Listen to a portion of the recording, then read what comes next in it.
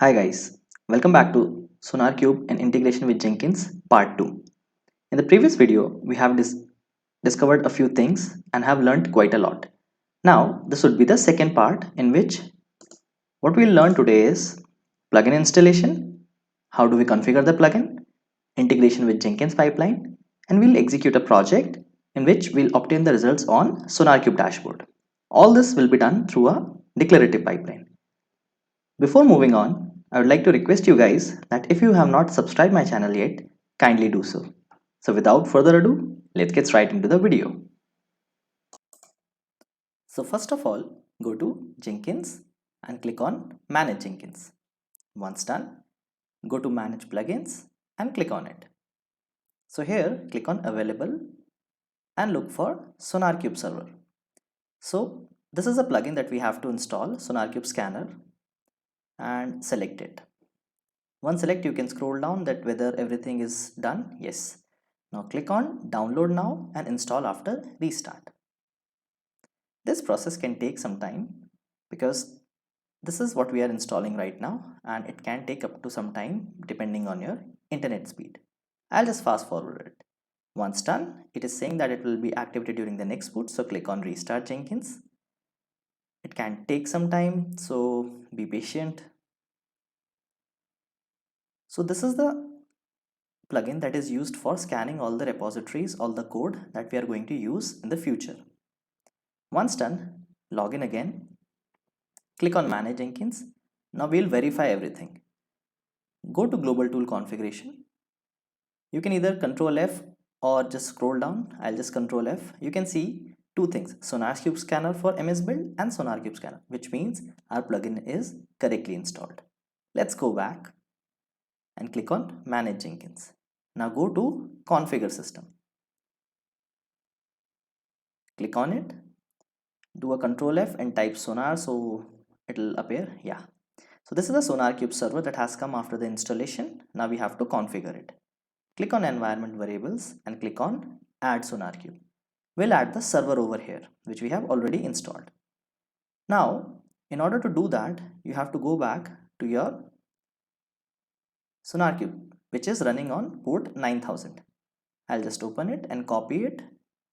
Copy this localhost 9000, go back and paste it in the server URL. In the name, you can give any name which you like. It does not matter, but we have to use it later, which I'll explain in the pipeline. I have given the name SonarCube server. Now for server authentication token, you have to generate something. So click on Add. On the kind drop down, click on secret text, and this secret text has to come from somewhere. Now go to your SonarCube server, right side, click on your name and click on My Account. There are four options available. Click on Security. Here you have to generate the token. Give any name like SQ user or something and generate it. Copy it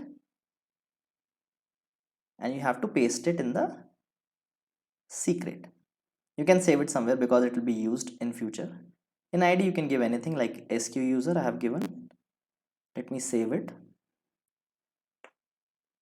On the description, give any description that would seem correct in order to identify it.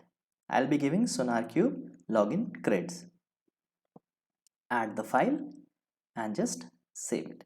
Now drop down, you can see the login creds. Here you have to just apply and save it.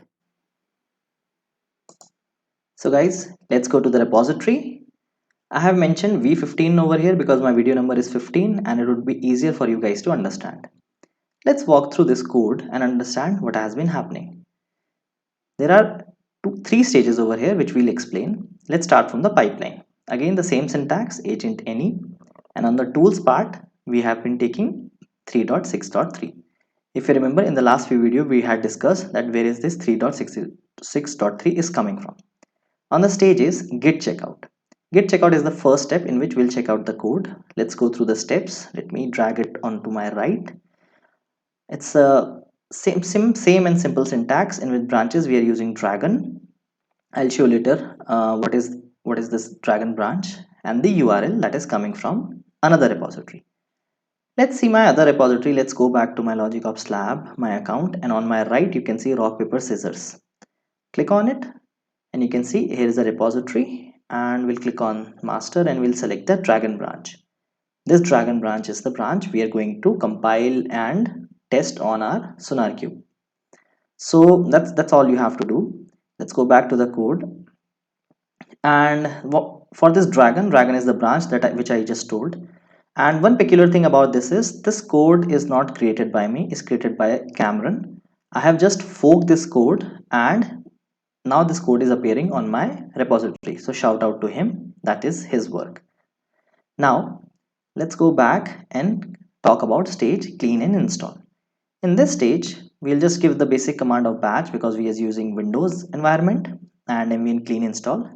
The third step is the most important one here, code quality. In this code quality, we are going to trigger a build in which we'll obtain the results in SonarQube dashboard. So this with SonarQube environment is the thing.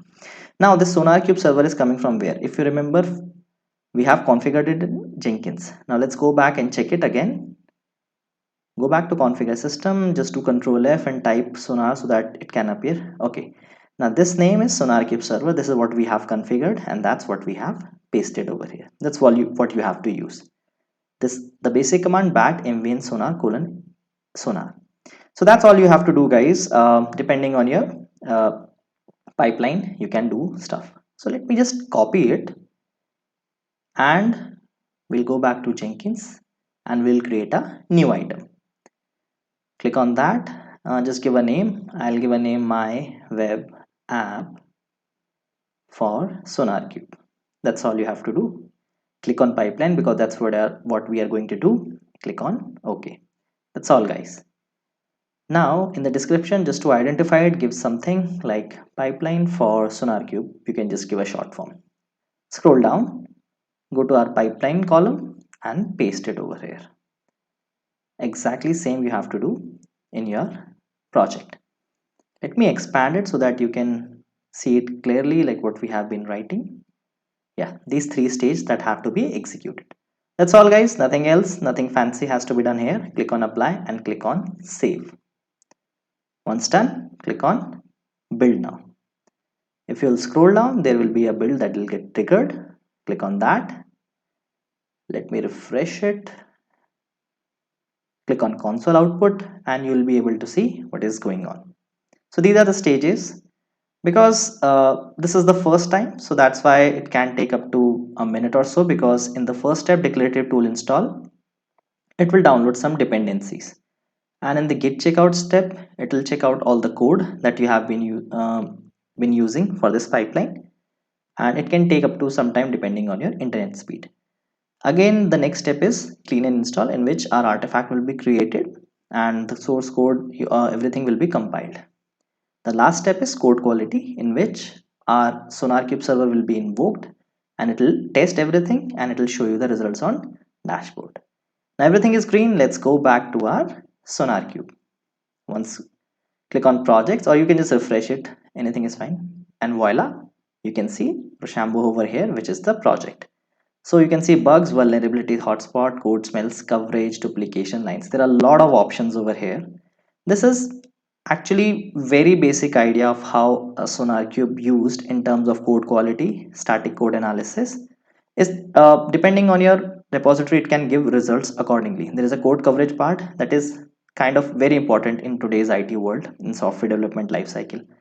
So this is very basic example that you can try on your own. So thanks, guys, and I'll see you in the next video.